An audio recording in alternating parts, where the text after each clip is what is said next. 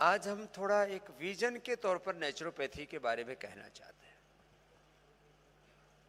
भाई, नेचुरोपैथी का मैं नाम तो लेता था, लेकिन ईमानदारी से बोलता हूं, मैंने प्रामाणिकता से काम पिछले 5 साल पहले ही शुरू किया।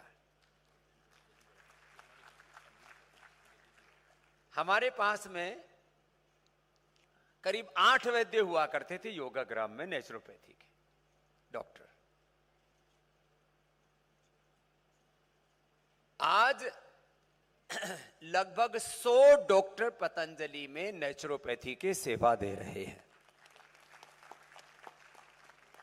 तो इन पक्षपात तो सब जगह होता ही है, दुनिया में बड़ा मामला विचित्र है। तो आयुर्वेद को डॉक्टर को नियुक्ति दें तो उसका तनख्वाह कर रखी 25,000 रुपए प्रारंभ में, उसको जब ट्रेनिंग दे करके रखते उसके बाद फिर उसका ग्रेजुअली 30, 35, 50,000, 1-1 लाख रुपए तक।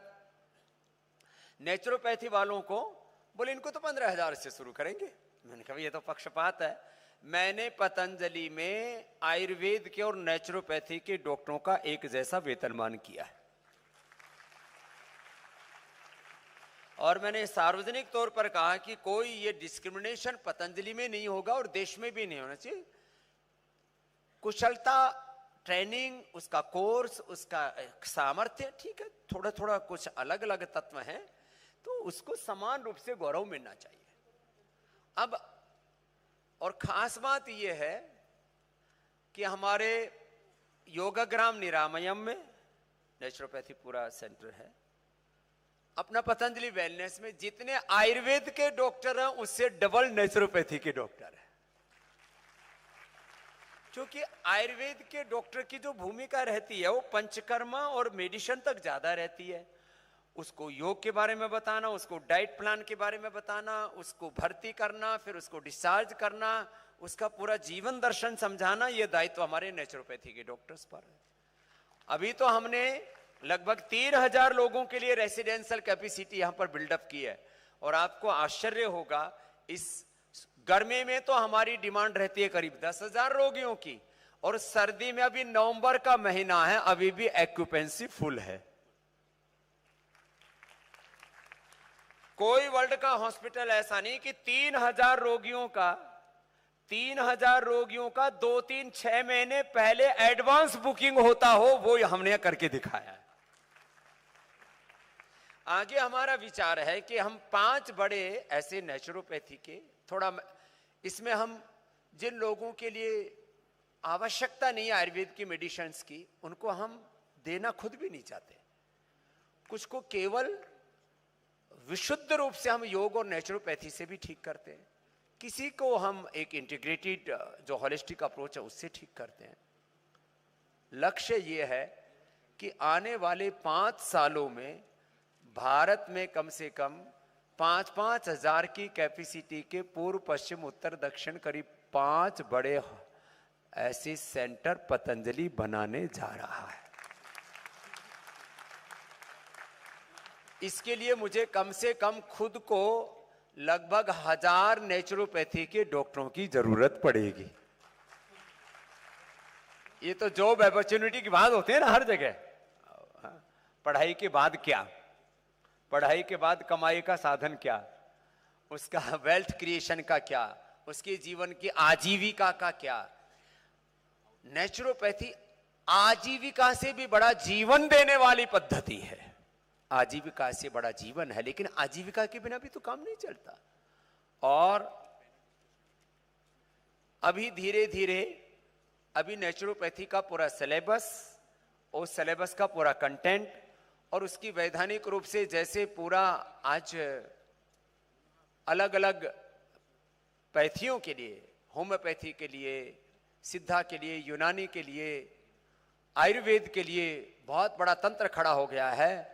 आने वाले समय में बहुत बड़ा तंत्र नेचुरोपैथी का भी देश में खड़ा होगा, और इसमें आपको पूरा कॉन्फिडेंस भी होना चाहिए, और व्यक्तिगत तौर पर इसको सम्मान देने की बात है।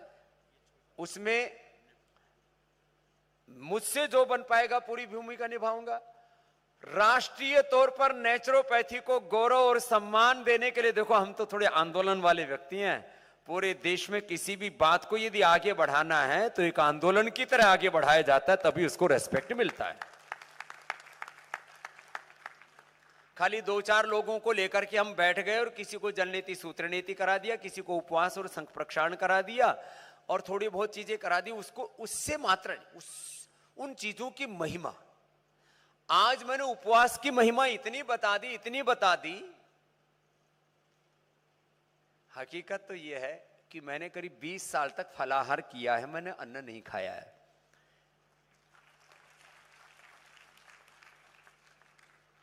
और उसका तो मुझे अनुभव है ही सो है, लेकिन अब तो मैंने ये कर रखा है, मैं मात्र 2 बार भोजन करता हूं। एक बार सुबह लगभग 12 बजे के आसपास, 11 से 12 के बीच में, और एक बार शाम को 6 से 7 के बीच में। 2 बार मात्र मैं खुद आहार लेता हूं और बीच बीच में पूरा उपवास भी करता हूं, जलोपवास, फलोपवास है, रसोपवास भी करता हूं। उपवास की महिमा इतनी ज्यादा है और उपवास का प्रयोग और उपवास के बारे में कुछ साइंटिफिक डेटा कलेक्शन विदेशों में जरूर कुछ लोगों ने किया होगा, लेकिन उपवास की परंपरा का आधार भारत की जैन परंपरा है, भारत की वैष्णव परंपरा है, सनातन परंपरा है। हमारे जैनी मुनि 500 दिन का उपवास।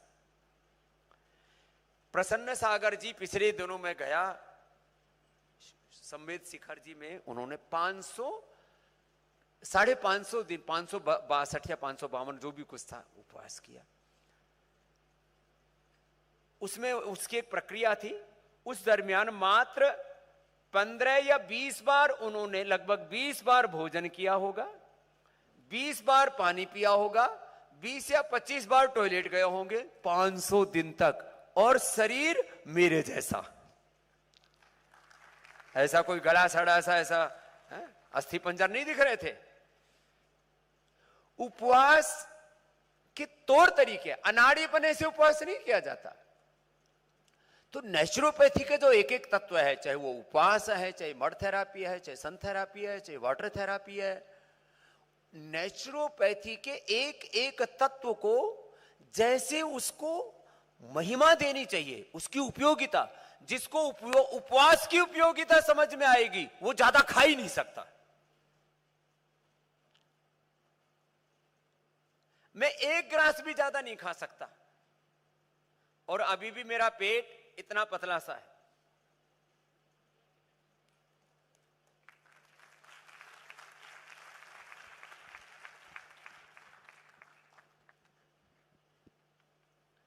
अभी किसी किसी का पेट थोड़ा मोटा है।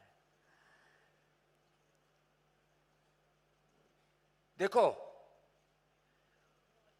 ये जो ऑटोफेजी है, माइटोफेजी है, ये जो आंतरिक शुद्धिकरण है शरीर की, इंद्रियों की, और चेतना के स्तर तक हम चैतन्य तक जाते हैं, चेतना और चैतन्य के स्तर तक जाते हैं। तो आने वाले समय में पूरी दुनिया फूड सिक्योरिटी के बारे में सोच रही है कि खाना कैसे मिलेगा, लेकिन खाना कैसे चाहिए और जीना कैसे चाहिए, ये नेचुरोपैथी से ही लोग सीखेंगे।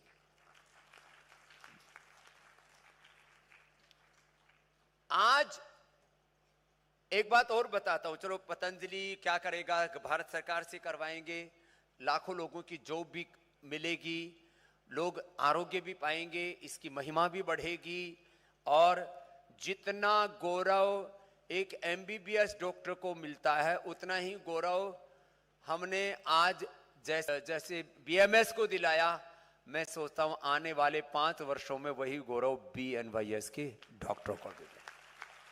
किस बात में? कोई एलोपैथी में कुछ केमिकल्स के बारे में, सिंथेटिक ड्रग्स के बारे में कोई जान लिया तो ज्यादा खुदा हो गया हो क्या उसमें ज्यादा? यदि उसने, मैंने तो एलोपैथी के नाम रख रखे हैं, थोड़ा आज उसका वक्त नहीं है, जहर पैथी, विष पैथी, लूट पैथी झूठ पैथी, ब्रह्म पैथी, बहुत नाम रख रखे हैं। भाई एक आदमी ने थोड़ा केमिकल्स के बारे में जान लिया, थोड़ा सिंथेटिक ड्रग्स के बारे में जान लिया, वो महान कैसे हो गया? महान तो वो है जो प्रकृति से जुड़ के, संस्कृति से जुड़ के, जड़ों से जुड़ करके, पेड़ों से जुड़ करके, इस जगत के चैतन्य से जुड़ करके अपनी ऊर्जा को और सबकी ऊर्जा को बढ़ाता, वो महान है। यदि गुणों की दृष्टि से देखें तो भी, और उपयोगिता की दृष्टि से, अब तो जिनको थोड़ा बहुत पता है, देखो, लेकिन अपने को physiology, anatomy, physics, chemistry, biology, उसका तो पूरा नॉलेज होना चाहिए। पूरे अस्तित्व का जो शरीर का, पिंड का, ब्रह्मांड का जो ताना बाना है, उसका बोध तो होना चाहिए। यदि तत्व विज्ञान की बात की जाए, पदार्थ विज्ञान की बात की जाए, तो एलोपैथी वालों से ज्यादा एडवांस नॉलेज हमारे नेचुरोपैथी वालों को होना चाहिए। देखो, इसमें कोई कसर मसर नहीं रहनी चाहिए। तो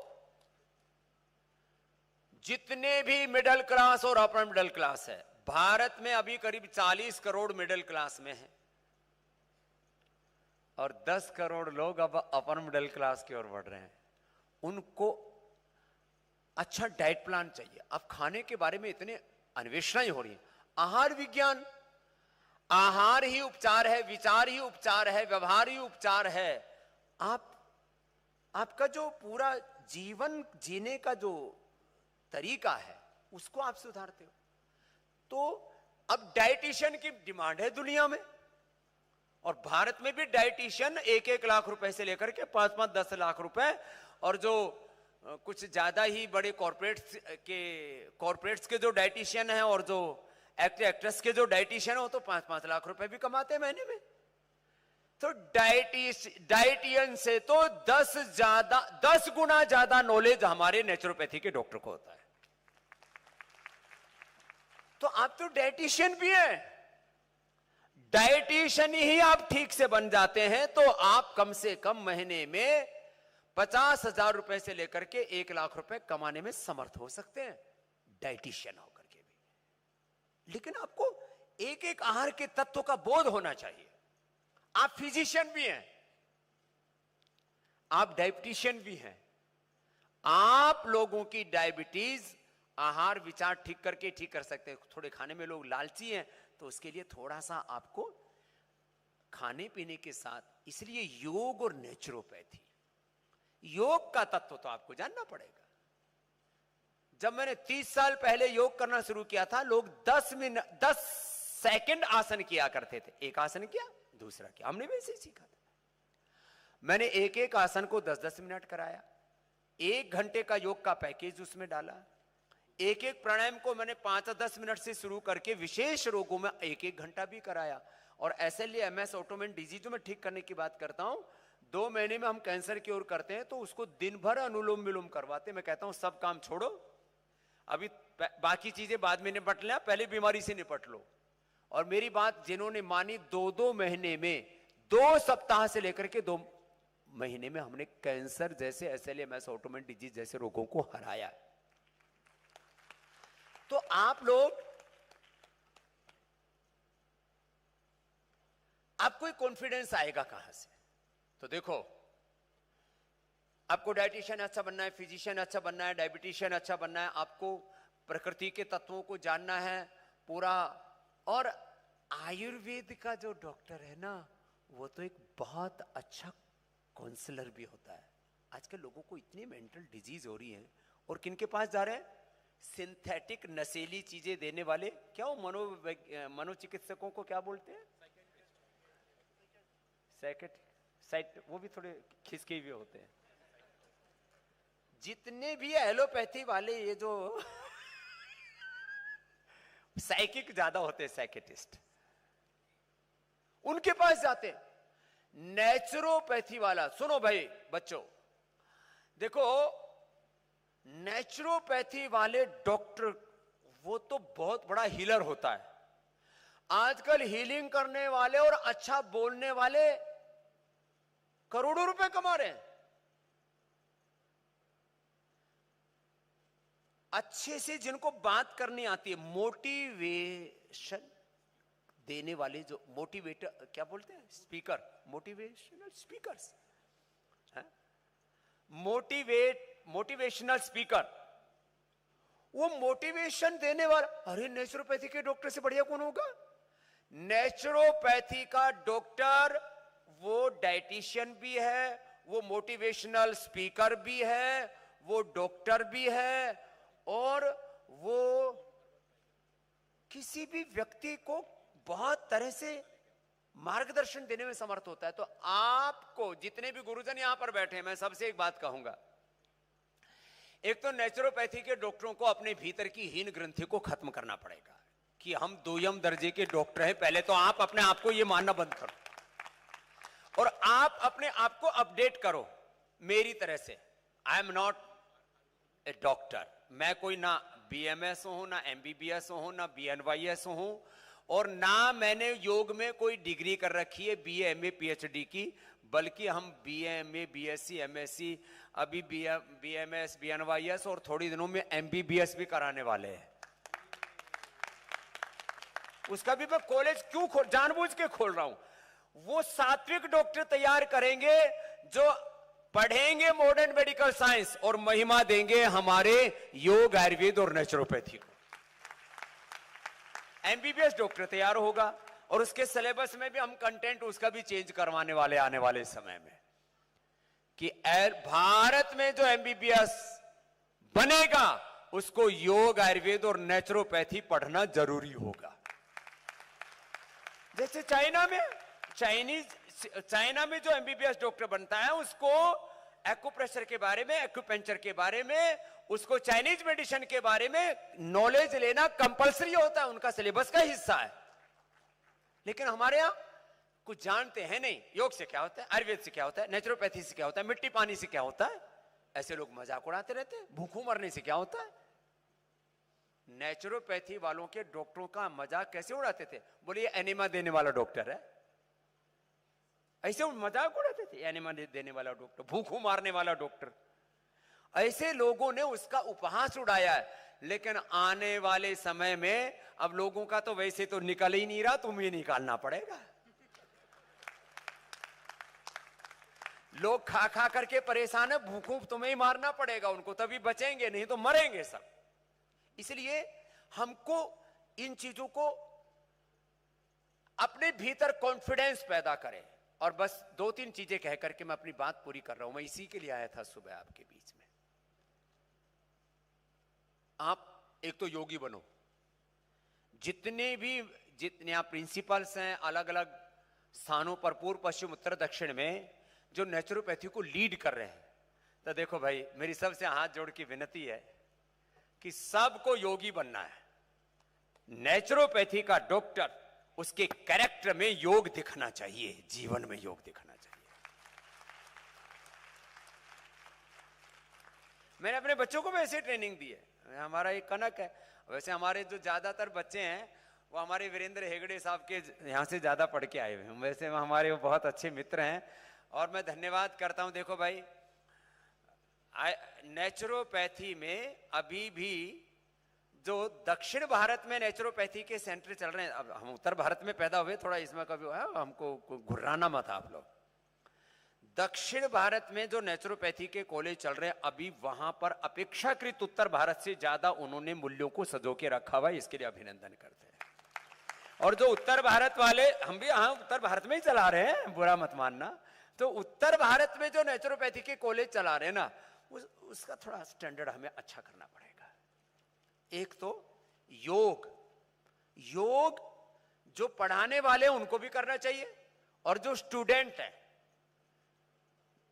20% स्टूडेंट सुबह मेरे योग शिविर में भी आए थे, थैंक यू। लेकिन बाकी तो नेचुरोपैथी पढ़ते हैं और योग करते नहीं। तो भाई फिर नेचुरोपैथी का नुकसान, फिर मैं वापस कहूंगा, जैसे आयुर्वेद का नुकसान सरकारों ने नहीं किया, आयुर्वेद का नुकसान डाबर, वैद्यनाथ और झंडू ने किया।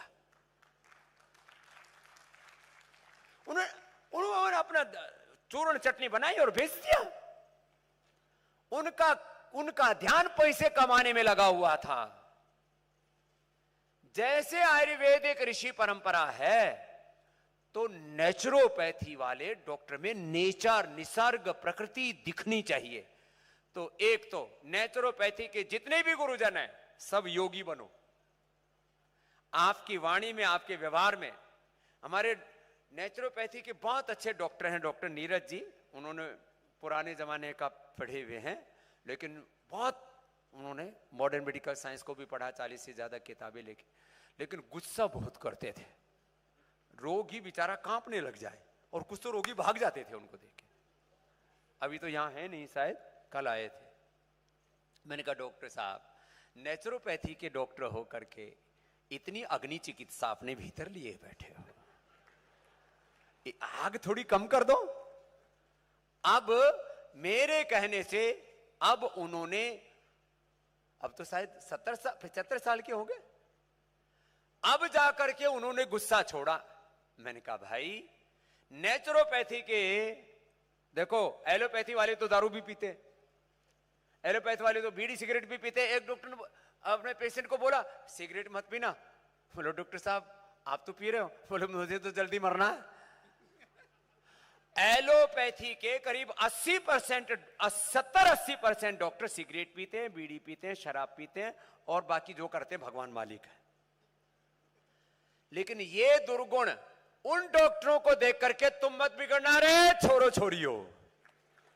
कुछ बात समझ में आई कि डॉक्टर तो पीते ही है, डॉक्टर तो खाते ही है।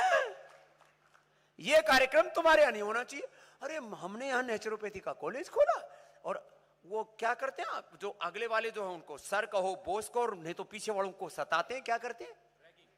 रैगिंग यहीं शुरू कर दी। मैंने कहा ये तो मैंने कार्यक्रम शुरू किया। अरे तुम तो सात्विक डॉक्टर हो।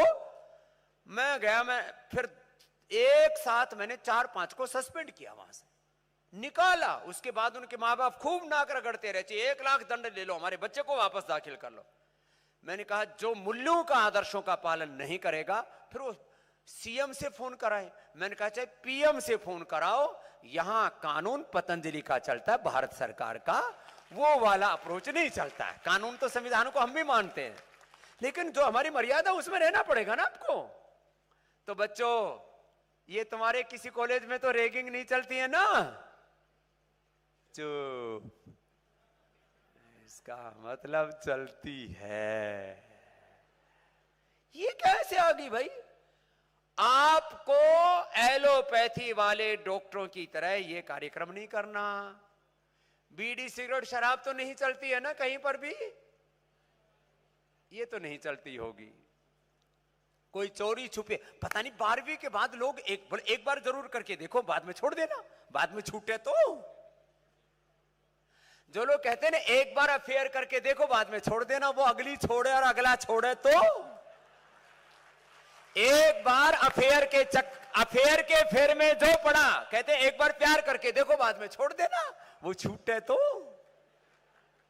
नहीं छूटता। जो फेर के फेर में पड़ा उसका तो हेर फेर में गया। इसलिए एक बार भी बच्चों बिना माता पिता की सहमति के अफेयर के फेर में नहीं पड़ना।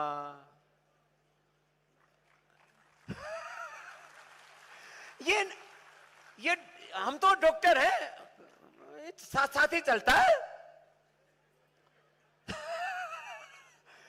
तुम सात्विक डॉक्टर बनना, योगी बनना, चरित्रवान बनना, और नेचुरोपैथी का डॉक्टर खड़ा होना, तो वो हेल्थ का रोल मॉडल और आइकॉन होना चाहिए, ऐसा तेजस्वी होना चाहिए।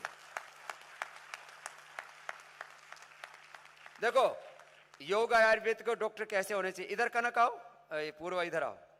अब इनको मैंने कंपलसरी कर रखा है 1 घंटा योग करना। पतंजलि में डॉक्टरों को योग करने के महीने के 3000 रुपए पैसे देते हैं हम। अब ये योग करता है तो ऐसा लग रहा है जैसे कोई सुपरस्टार हो। और ये अरेंज मैरिड है, लेकिन लग ऐसे रहा होगा आपको कि शायद ये भी कहीं ना कहीं लव मैरिज है। इनके पिताजी भी योग करते हैं, माताजी भी योग करते हैं, और 100% परिवार में पूर्ण नेचर का पालन करते हैं। ना खुद एलोपैथी दवा खाते हैं, ना इनके मां बाप खाते हैं, और उनके परिवार में कोई नहीं खाता है। ऐसे क्यों नहीं हो सकते भाई? अब इसका पेट यहां मोटा सा हो, उसकी कमर कमरा जैसी हो, और दोनों मिले ऐसे तो पेट बीच में अड़ जाए, चलो जाओ। आजकल ऐसा ऐसे बोलेंगे आई लव यू और दूर से ही फूंक मारेंगे।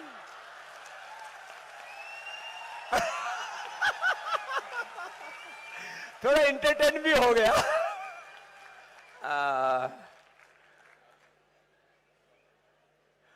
अरे साहब हम मतलब आपको सच बोलते हैं, देखो इन चक्करों में मत पड़ना। इन चक्करों में पड़ता तो स्वामी रामदेव, बहुत से बाबा आजकल कहां है पता है ना?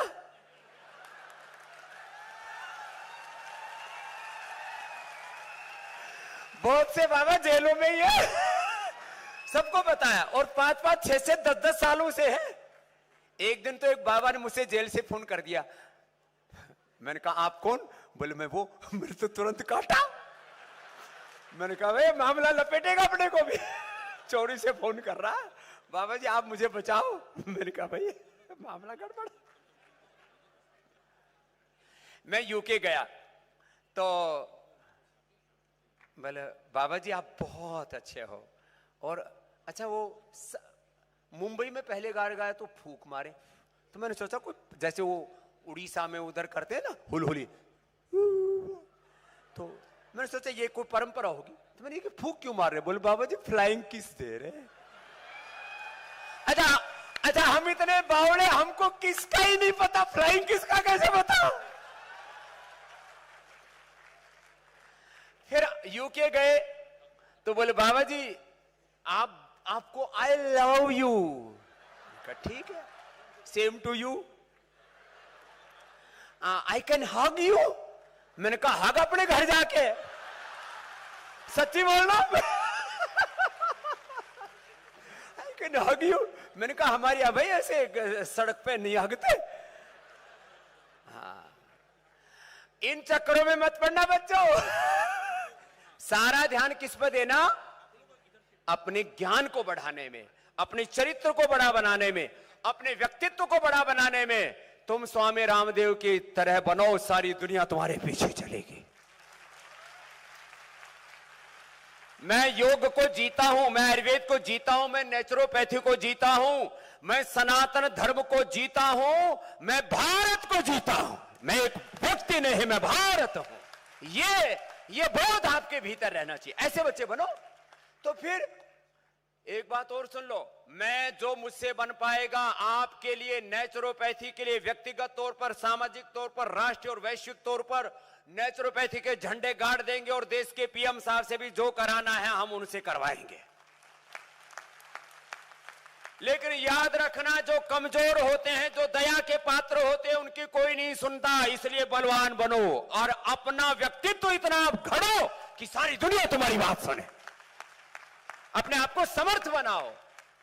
मैं कहना क्या चाहता हूं, अपना व्यक्तित्व जब तुम्हारा विराट होगा ना, तो लोग, मैं आज आपसे कह रहा हूं, ये प्रॉमिस करता हूं, लास्ट बात, फिर आगे लेक्चर सुनना है ना, बहुत से स्पीकर है, मैं तो उही फालतू में बीच में बोल रहा हूं।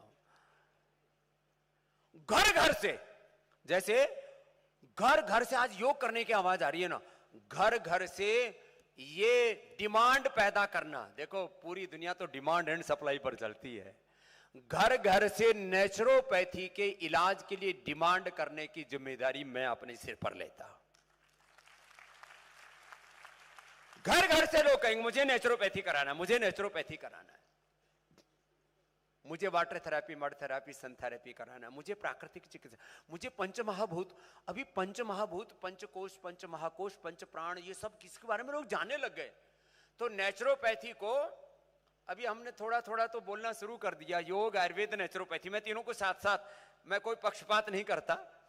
अब थोड़ा आप लोगों को, अब क्योंकि नेचुरोपैथी वालों, इसलिए आपके लिए सब सर्वोपरि नेचुरोपैथी आपको रखना है।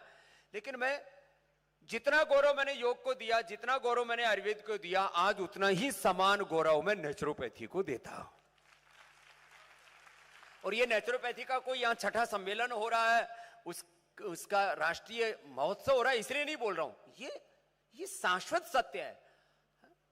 नेचुरोपैथी ये काल से बाधित होने वाला सत्य नहीं है।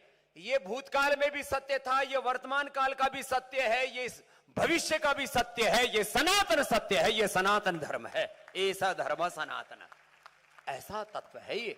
इसलिए आप अपने आप को समर्थ बनाइए ज्ञान से, विज्ञान से।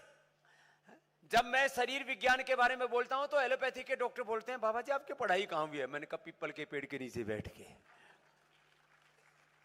Physiology, anatomy, physics, chemistry, biology, और ये जो हमारा डॉक्टर अनुराग है ना, ये आधी साइंस मुझको पढ़ाता है और मैं इसको साइंस पढ़ाता हूं। ये मेरा चेला है और ये मेरा गुरु भी है।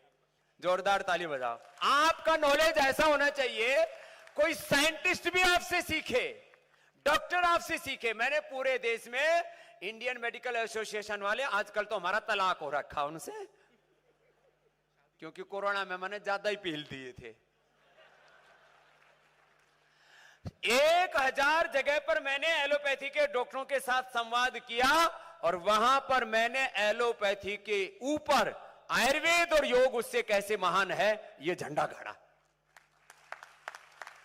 तो आपके अंदर कैपेबिलिटी होनी चाहिए ना, कॉन्फिडेंस होना चाहिए आपका।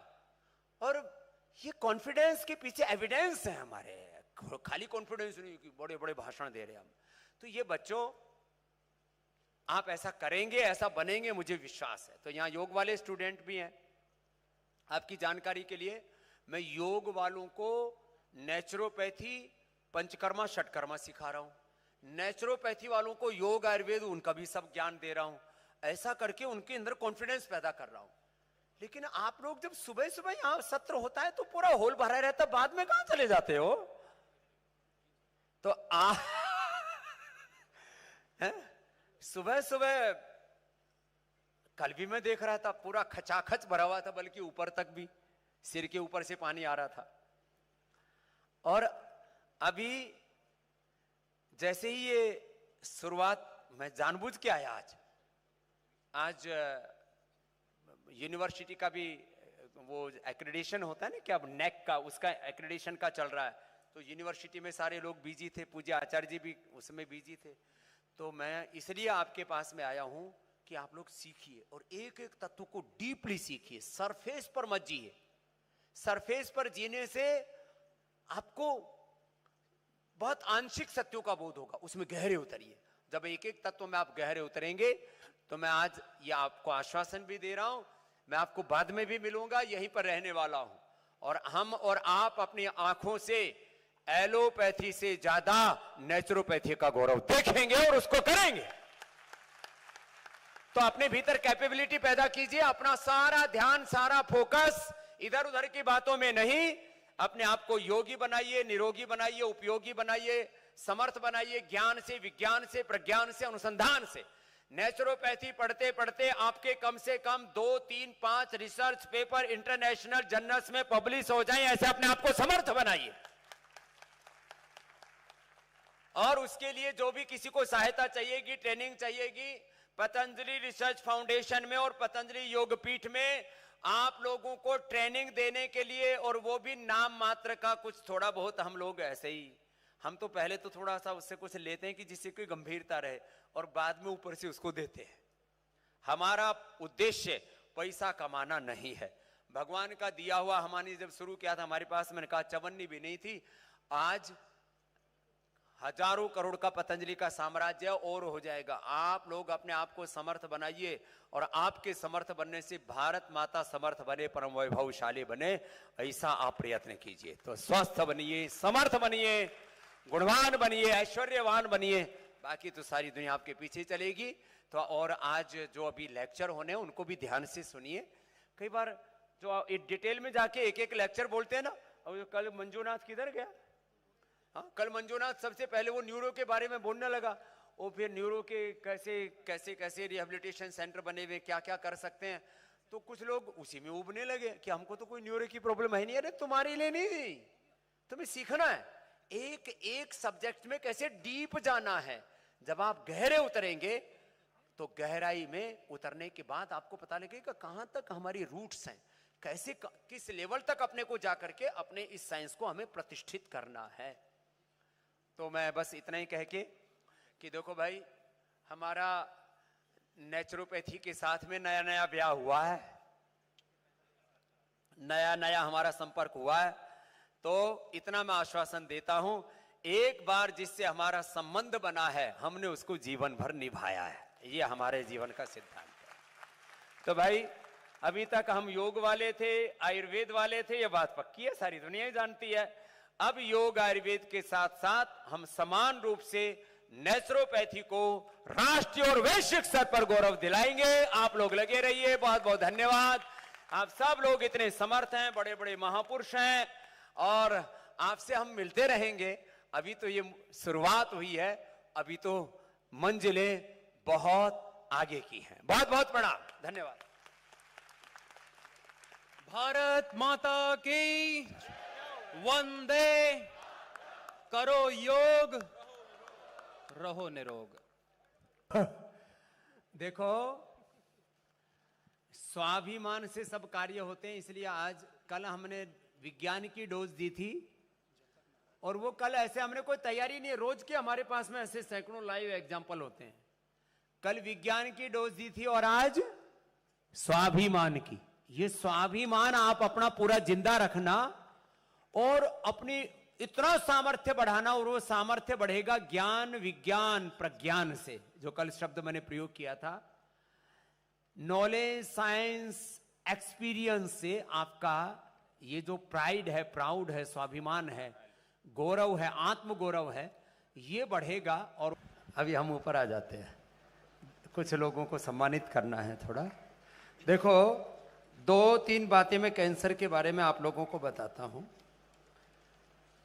जो बॉडी का एपोप्टोसिस है, उसमें बैठो बैठो, एपोप्टोसिस को इंक्रीज करने में उपवास और प्राणायाम की ज्यादा मात्रा। सब नेचुरोपैथी वाले सुन लो, तुम लोग भी थोड़ा थोड़ा प्राणायाम कराते हो। यहां हमारे जिंदल वाले भी बैठे हुए, जब मैं वहां भी गया तो वहां भी थोड़ा थोड़ा ही प्राणायाम चलता था। मैंने कहा भाई थोड़ा थोड़ा प्राणायाम कराओगे तो थोड़े परिणाम आएंगे, ज्यादा प्राणायाम करवाओ। हम लोग क्या करते हैं, 5 minute bhastrika, 5-10 minute kapalbhati, 5-10 minute anulom vilom. जब कैंसर है वो सुबह से शाम तक बैठा है, उसको आनंद कराओ।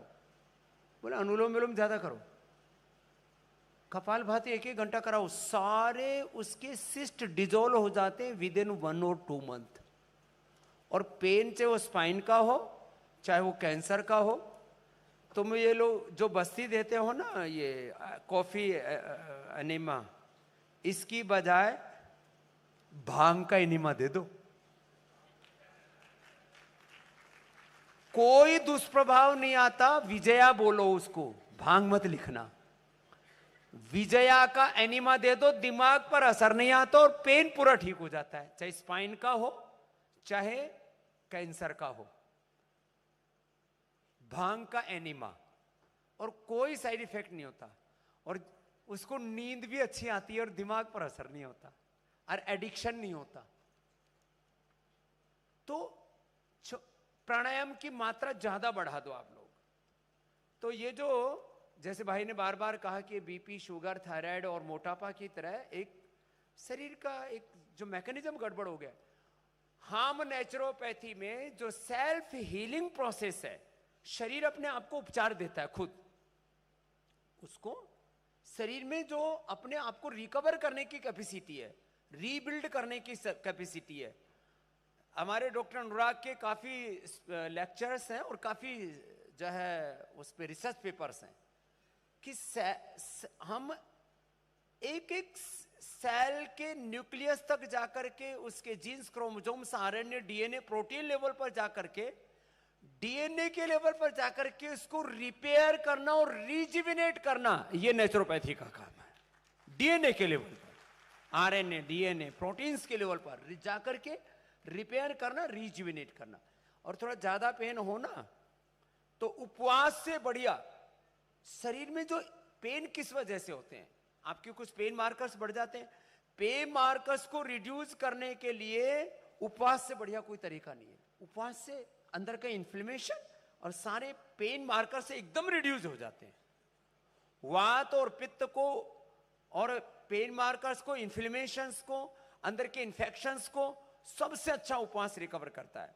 और हम तो थोड़ा सा, क्योंकि लीच और ये श्रृंगी चिकित्सा करा देते हैं, रक्त मोक्षण, एक दिन में sciatica पेन गायब, with in 1 day, with in 1 day नहीं, विद इन 30 मिनट्स। जो हम थोड़ा ब्लड निकालते हैं ऐसे पंचर करके उसमें से खींच सक कर लेते हैं, उसको श्रृंगी कहते हैं, 1 मिनट में दर्द गायब हो जाता है। अनंत जी सूर्या फाउंडेशन से हैं, कुछ हमारे स्पीकर्स को हम आमंत्रित नहीं कर सके थे, थोड़ा एक बार उनको आमंत्रित कर लेते हैं। मुझे कुछ गेस्ट्स को बुला रखा था, क्या करूं, मैं मल्टीपल जॉब वाला आदमी हूं, तो कुछ के साथ जाना भी पड़ेगा। लेकिन हमारे डॉक्टर्स जो है डीपली जाकर के उसको देख रहे हैं, और निश्चित रूप से कैंसर के बारे में तो आप धड़ल्ले से कह सकते हो, radiation chemo operation. Doctor Chintamani ji एक बहुत अच्छे डॉक्टर हैं एलोपैथी में, अभी इसमें हैं दिल्ली में, कहाँ है, किसमें, सफदरजंग हॉस्पिटल में। अब वो अपने पेशेंट्स को बोलते हैं, भाई देखो कटाना और जलाना उससे बचना है, तो बिना काटे पीटे लूटे पीटे आपको कैंसर ठीक करना है, तो योग आयुर्वेद नेचुरोपैथी से ठीक करना। बहुत बड़े सर्जन है और हमारे पास पेशेंट भेजते हैं, और ये आप लोगों को कॉन्फिडेंस होना चाहिए, जो धरती पर कोई नहीं कर सकता, ऐसे लिए एमएस ऑटोइम्यून डिजीज, कैंसर और लाइफस्टाइल डिजीज को जड़ से मिटाने का काम आप नेचुरोपैथी वाले कर सकते हो। आप अच्छा, दोनों ने अच्छी तैयारी की है, 2000 ताली बजा दो ऐसे सब। Thank you. आप बहुत कुछ सीखेंगे। Thank you. Babaji is absolutely right. Cannabis is used as pain medication. Fasting is used for pain management, and Rakta Mokshana is used for pain medicine. Absolutely right. अब उसका तुरंत असर आता है।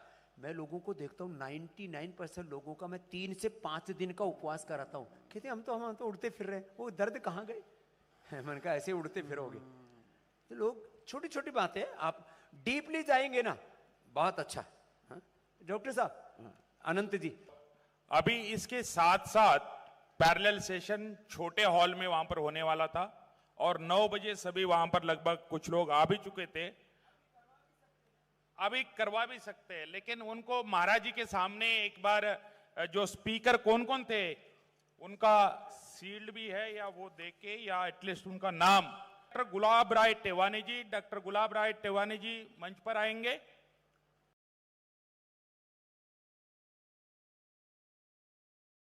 Passed over to Dr. Gulab Tiwani. Somebody can hand on the mic, please. So he works in a tertiary naturopathy hospital, and he also has a lot of patients. So your perspective is a naturopathy hospital, sir. Yes, as like the discussion was over at last, that from the government side also the perception should be changed. Here I would like to put my points. As in running an HCO, it's very difficult to attract people to come and get the treatment under the naturopathy. Though the in public health we go for health promotion, health education and prevention. But if we see, we don't focus on the facilities what we provide as an HCOs. If we go to improve the quality of the hospital facilities and patient safeties, if we adopt the standards of NABH, so most of the HCOs now they are just getting NABH accreditation, which is a mandatory thing to have good quality of treatments and also the patient safety, because sometimes patients come and they say just they got the infection in the enema.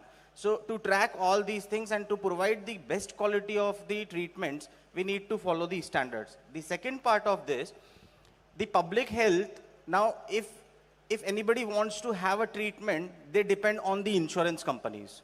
They get their insurance covered so that the medical treatment can be availed from the that insurance company. Same way now the insurance companies, they have started the Ayush treatments, but they have not included the naturopathy.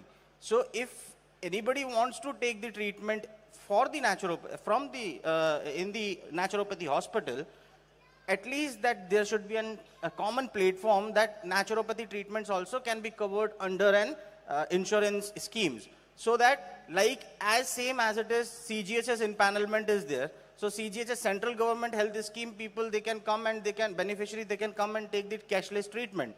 Whereas the insurance companies cannot. So this discrimination should be minimized, and the people should be more aware about the naturopathy treatments available under and these various schemes like CGHS, ECHS. So CGHS has started, ECHS has started, Airport Authority has started, but still the Star Health and other insurance companies are awaiting. So my point you. is to focus on that. Thank you, Dr. Gulab. Thank you. I think Thanks. the insurance schemes also, we need to bring naturopathy. So initially it was only allopathy, Ayurveda followed, now it's turned on naturopathy to follow into insurance. So thank you all for a very, very valuable session and valuable points. We'd like to close this session. I request Dr. Abhay Shankar Gowda to felicitate all the speakers. Please come.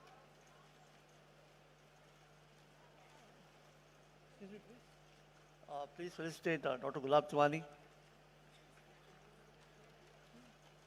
medical officer in Sant Azam Medical College Hospital.